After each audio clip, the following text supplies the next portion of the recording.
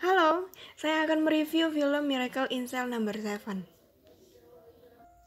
Film ini menceritakan tentang seorang ayah bernama Lee Yong-go yang merupakan seorang laki-laki berusia 40 tahunan yang memiliki keterbatasan mental karena kecerdasannya yang sangat rendah.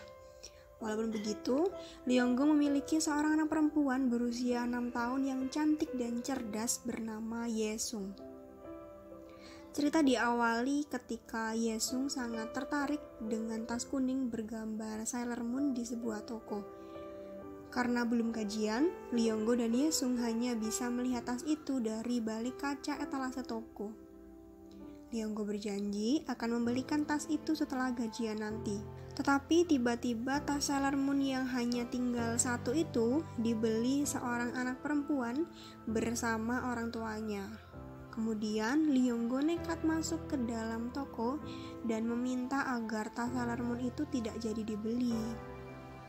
Tapi malang sekali, ayah dari anak pembeli tas itu adalah seorang komisaris jenderal kepolisian yang sombong dan langsung memukuli Lee Yong-go. Walaupun Lee Yong-go dan Ye-sung gagal mendapatkan tas Sailor Moon itu, tetapi Lee Yong-go tetap berjanji akan membelikan tas Sailor Moon itu setelah gajian. Anak komisaris jenderal polisi itu bernama Ji-young. Ji-young ternyata anak yang baik hati.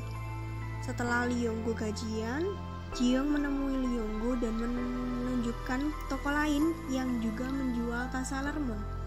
Tapi disinilah awal petaka karena di perjalanan Ji-young terpeleset dan meninggal dunia di tempat.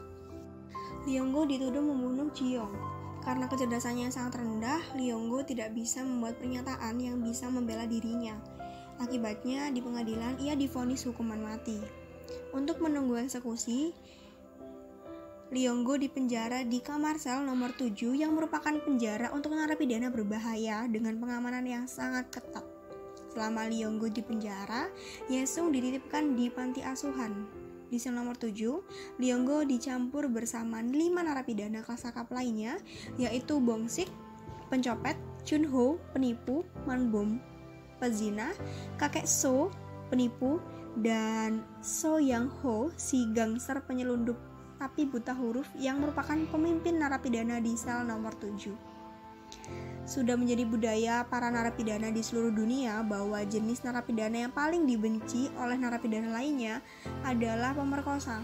Apalagi yang diperkosa adalah anak-anak.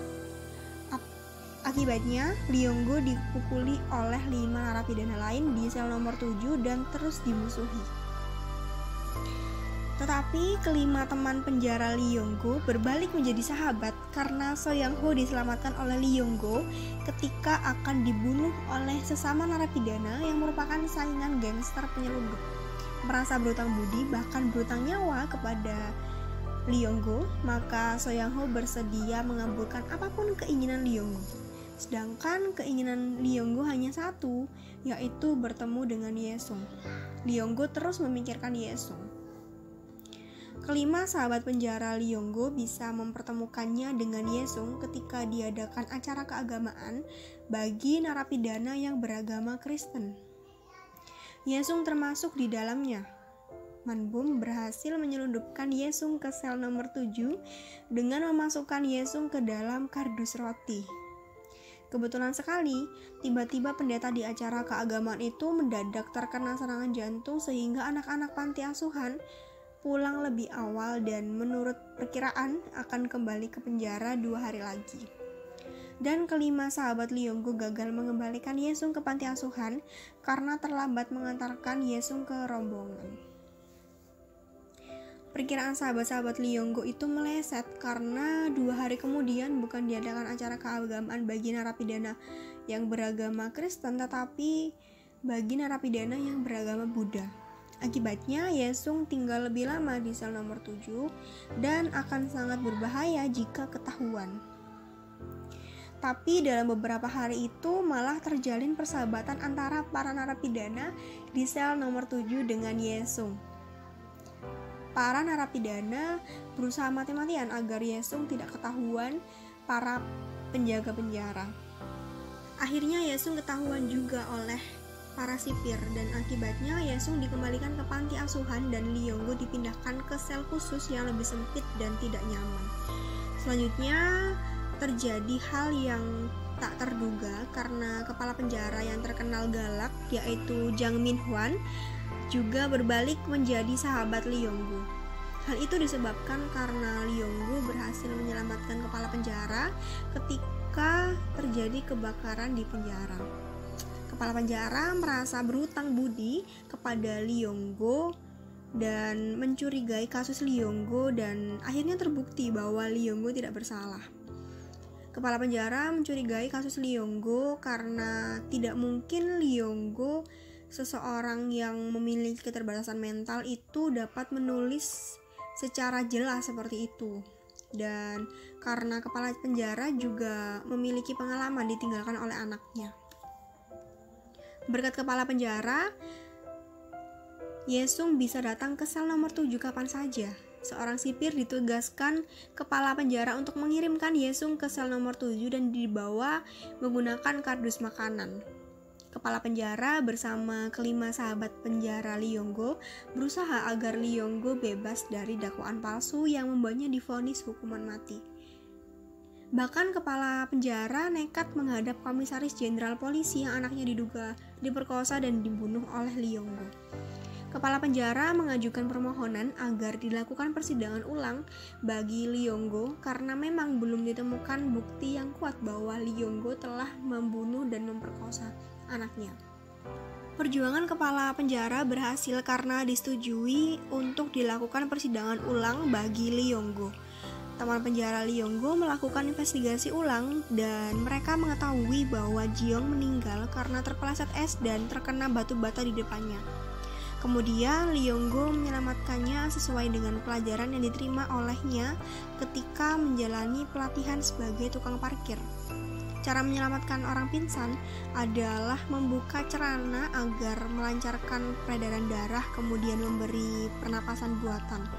Dan karena itulah Lee Yong-go dituduh selain membunuh juga memperkosa Jiong.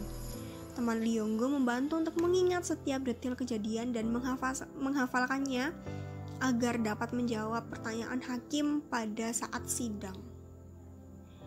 Tapi semua jeripayah kepala penjara dan kelima sahabat penjara Lee Yong-go sia-sia karena sang komisaris jenderal polisi ternyata tetap tidak mau melepaskan Lee Yong-go.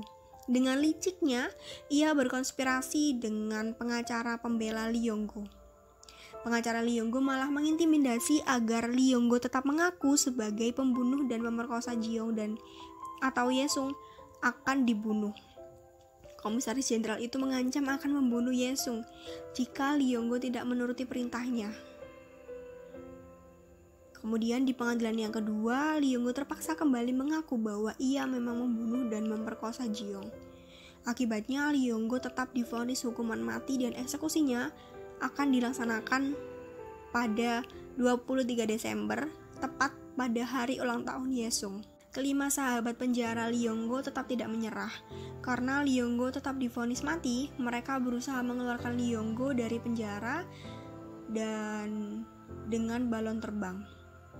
Sayang sekali, walaupun sudah didukung oleh seluruh narapidana, tapi usaha kelima sahabat Lee Yong-go itu gagal karena balon gasnya tersangkut di pagar penjara. Kemudian tibalah saatnya Lee Yong-go dieksekusi pada tanggal 23 Desember. Pada hari itu, sahabat penjara dan juga Lee Yong-go memberikan hadiah untuk Yesung. Lee Yong-go memberikan tas Sailor Moon kepada Yesung untuk terakhir kalinya. Sahabat Lee Yong-go menuliskan "Kami mencintaimu" di balik baju Lee Yong-go. Suasana sebelum eksekusi mengharukan antara Lee Yong-go dan Yesung. Seperti biasa, Yesung menghitung 1-3 dan Lee Yong-go akan berbalik. Kemudian akhirnya Lee Yong-go tewas dieksekusi. Beberapa tahun kemudian, Yesung tumbuh menjadi gadis cantik yang berprofesi sebagai pengacara. Dengan keahliannya sebagai pengacara, Yesung berusaha membersihkan nama baik almarhum ayahnya. Akhirnya diadakan pengadilan ulang dan Yesung berjuang mati-matian dengan dibantu oleh kelima sahabat penjara ayahnya. Kelima sahabat Lee Yong-gu itu bukan lagi narapidana dan sudah bertobat menjadi orang yang baik. Bahkan So Yang-ho kini menjadi pendeta. Tidak lupa dengan bantuan dari kepala penjara yaitu Jang Min-hwan.